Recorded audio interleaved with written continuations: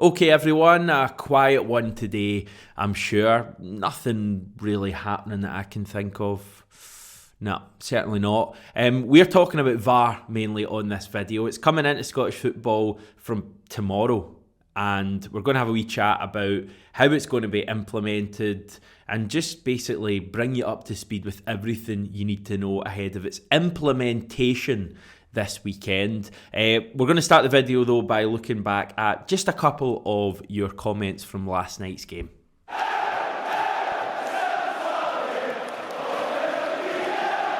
Okay, Celtic put 4 goals past Motherwell last night. I did the reaction post-match with Stevie. You know the score by now. Check that out if you fancy it. We moved into the semi-finals of the League Cup. Remember, we're going for a 6th success in 7 seasons. Imagine trying to say that when you've had a few, by winning the trophy this year. And Kilmarnock are now standing in our way at the semi-final stage. 10 years on from that final that I'm still not totally over, I don't think. A wee chance to put things right when we play them in January. The other semi-final there that was drawn out actually before us is Rangers versus Aberdeen. So I think all things considered, a decent draw for us and a real opportunity in this competition if it wasn't already. Ties to be played the weekend of January the 14th and 15th. So I'm thinking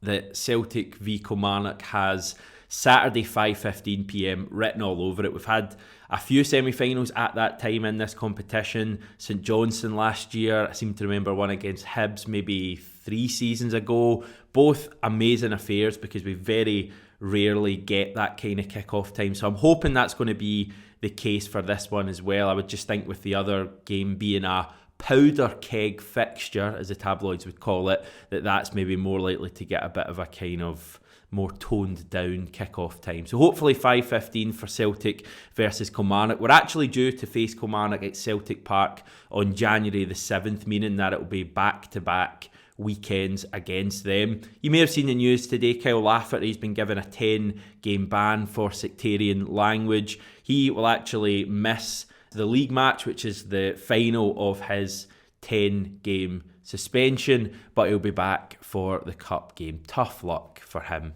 In terms of your thoughts from last night, first up is Jay. It's not until you step back and think Jota is the star. No, Hatate is the star. CCV is the star. Kyogo, what a brilliant team we have. I think if we keep everyone and add more of the same in the next 2 windows, then this may very well be the best ever Celtic team. Of course, there is only one star in this Celtic squad. Carol Starfelt. I love your optimism, Jay. Love it. We probably need to win the Champions League to even have that discussion about this being the best Celtic team ever. But I totally agree with you about the quality we have and the stars we have in the team. You could throw Callum McGregor into the mix as being the star of this team, but he's probably more kind of the integral member of the side. Probably say the same for Carter Vickers, but the likes of Jota and Hatate and Kyogo just have star written all over them. I just think Hatate is magic. Everything that we did last night went through him, and I can't actually remember the last player we had like that. You'll laugh, but potentially someone like Olivier Ncham at his very best did that. He had the ability to run a game, but Hatate's obviously, far more consistent and certainly far more talented as well. He just needs to find that ability to impact games in the same way at Champions League level, but that may come over the time. I've actually been thinking a wee bit about our Champions League campaign this season, and it's obviously been really disappointing. I think the one positive looking at it ahead of next season would be that we're likely to have most of this squad, certainly our top players and certainly the manager, still in place for next season, and we'll hopefully be back in the Champions League group stage. If we had done really well this year and upset a few teams and maybe made it through to the last 16, then there's probably a fair chance we would have lost a good few players, potentially Ange as well. So I think that's one crumb of comfort to hold on to amid the disappointment of this Champions League campaign, is that we're going to have most of them back and ready to do it a year down the line, a year further on in their development. Imagine how good Hatate, Jota, Matt O'Reilly, Liel Abada, etc. could be in a year's time.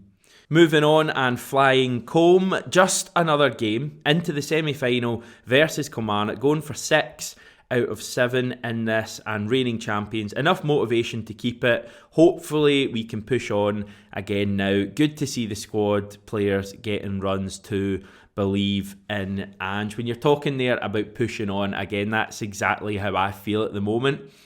I was thinking earlier about how strange a season this has been so far. It's the last couple of months especially have just been weird with everything that's happened off the pitch, on the pitch, the fact we've got a World Cup coming up as well. I think the Champions League was just so hyped. From the minute we won the league title, everyone was talking about getting back to the Champions League, these big nights. And I think when we got that really encouraging draw and a genuine opportunity, I think, to get second in the group, I think it gave everyone even more of a reason to be optimistic. That obviously hasn't played out, and it has been a disappointment. There's no kind of way to sugarcoat that, really. But I do think now we needed a bit of a jolt ahead of some big fixtures to come before the World Cup, and we've got it over the last couple of matches. Real signs to me that this Celtic team are getting back to the real best in terms of goal scoring. I think it's easy in a season like this that is, as I say, totally bizarre with the World Cup coming up, to kind of feel like nothing's going to be decided until after the World Cup, especially given that the League Cup semi-finals and final have been moved till after the World Cup. It very much feels like you're just kind of ticking a box at this stage of the season, and then we'll come back after the World Cup and do really well. And I think that's been kind of amplified by the fact that our Champions League campaign didn't go well. Well, it's still ongoing, but you know what I mean, it hasn't gone well so far. We've got 7 games now between right now and the World Cup, 5 of them in the league. As you can see, we've got Hearts away in there at the weekend, Livy away coming up, Motherwell away in there as well. I'd say Motherwell will be a tough match. It may well be, but based on last night, that should be a victory for Celtic. But certainly Hearts and Livy away, difficult. Home matches in there as well against Dundee United and Ross County, and 2 Champions League matches. So I think there's a lot still to happen between now and the World Cup. I feel really kind of amped up again, really motivated for Celtic to go through these 5 league matches and take maximum points and really put ourselves in a good position going into the World Cup, so that when we return, everyone's kind of charged up and ready to go. And let's not mess around. If we beat Shakhtar next midweek, for as much as I am talking about our European campaign effectively in past tense already, if we do beat Shakhtar next midweek, and if Real can top the group by avoiding defeat in Germany against Leipzig, people are going to still believe that we can finish third on match day 6. And when I'm talking about people, I basically mean me. I'm going to have you all convinced that it is still doable. So let's not totally write it off yet. Basically what I'm saying is that there's a lot to be decided between now and the World Cup. So let's not worry about, you know, nothing really been on the line at this stage of the season. It's still big games to come, and a real opportunity for this Celtic team to really finish the year off in style. Not the year, the pre-World Cup period off in style, because of course we come back at the middle to the end of December.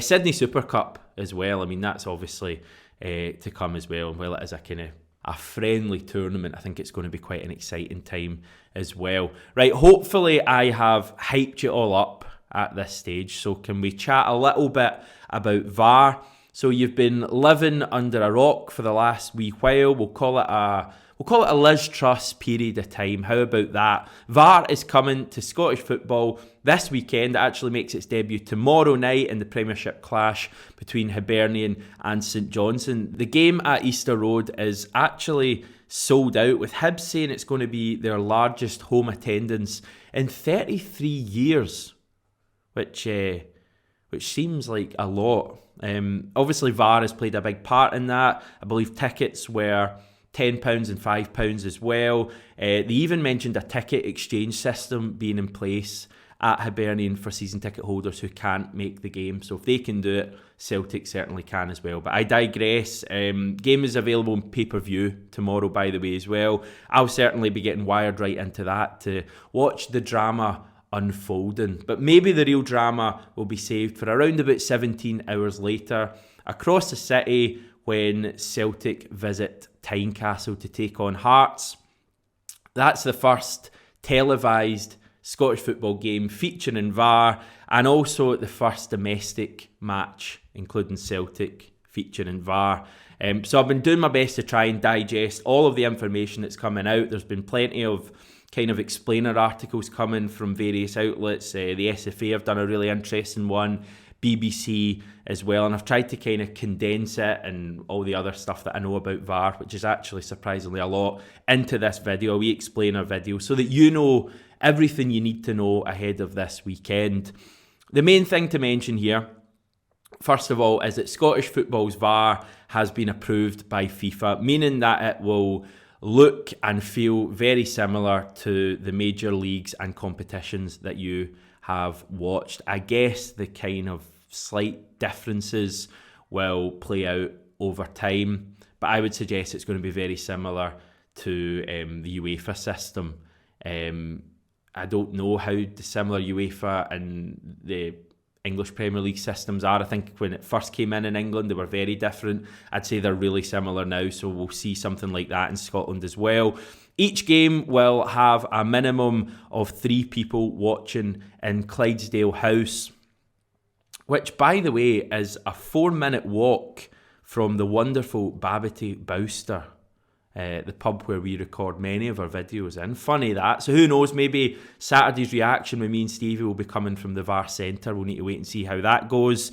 Anyway, yes, 3 people at the match: the video assistant referee, the assistant video assistant referee, and the replay operator. Now, as far as I understand it, the 3 of them will watch the game live. They're basically sitting at a kind of big desk with all the TV screens in front of them, probably like 9 TV screens in front of them. They're all watching the game live. If there is let's say a controversial incident, we'll touch more on these in a wee second, then the video assistant referee can immediately look down at a screen slightly below, which is 3 seconds behind, so they can see the kind of initial incident happening initially, and then look down and see a kind of almost instant replay. They can then get the replay operator to do stuff like slowing it down, changing camera angles, zooming in, pausing it, etc. before a decision is communicated to the on-field referee, while the video assistant referee and the replay operator are getting involved in that. That's when the assistant video assistant referee, this isn't confusing at all, is then kind of almost taking over the reins and watching the match. Because imagine a really controversial incident happens and they all go, oh, what's happening here? And then an even more controversial incident happens like 30 seconds later and nobody sees it because they're all dealing with the first one. So that's when the assistant video assistant referee, or the AVAR, I guess, comes in. So the 3 of them should have it all covered. By the way, no one in the VAR Centre will have access to phones or the outside world, or at least that is the plan at this stage. Probably just as well, to be honest.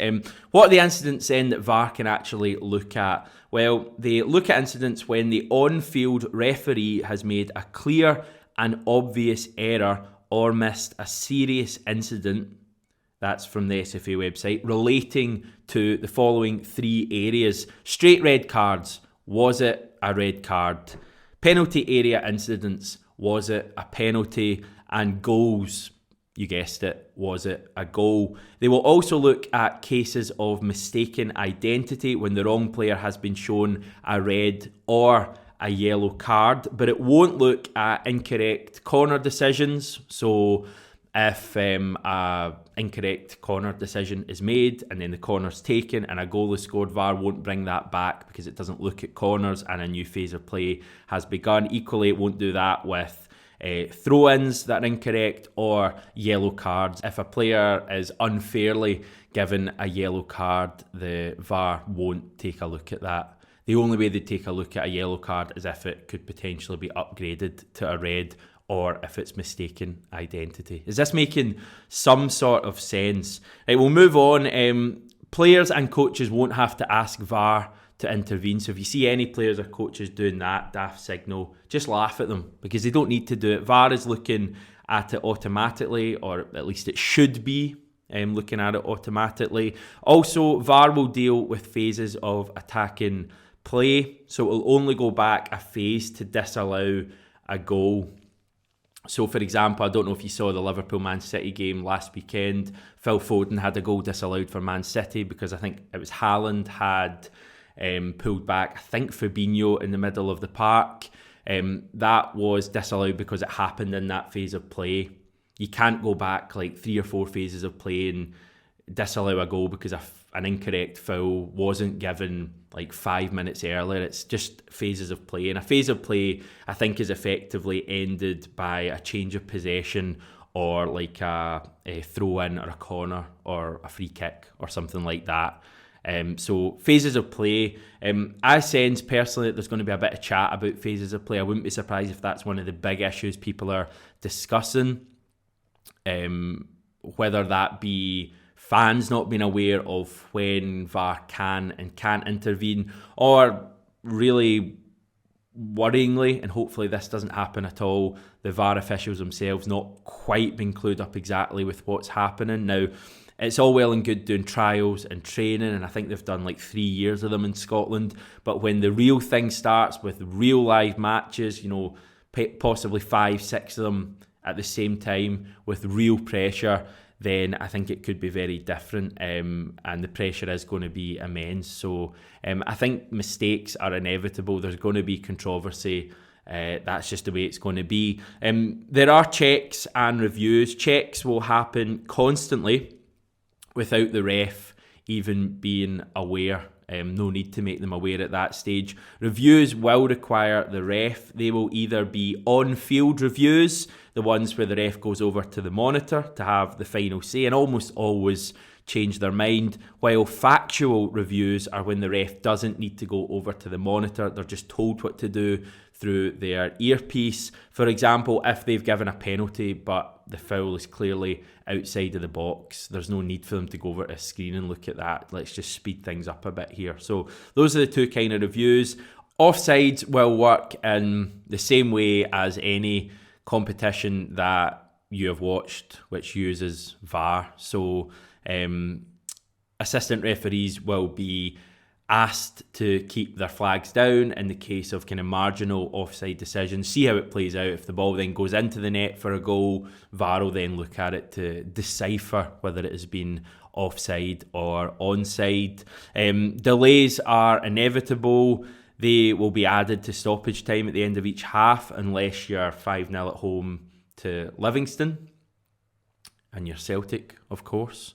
But yeah, we should probably see more stoppage time. Goal line technology is not in place. I guess VAR kind of does most of that. They'll be able to look and see whether the ball's gone over the line or not. A minimum of 6 cameras will be used. I've seen kind of contradictory messages in terms of where these cameras will be. The official SFA website says there'll be 2 in the main stand, 1 on each of the 18-yard lines and 1 behind each goal.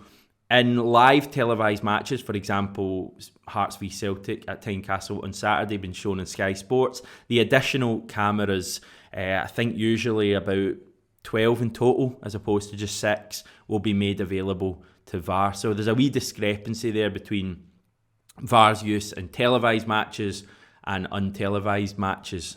So that will be kind of interesting to see how people view that one as well.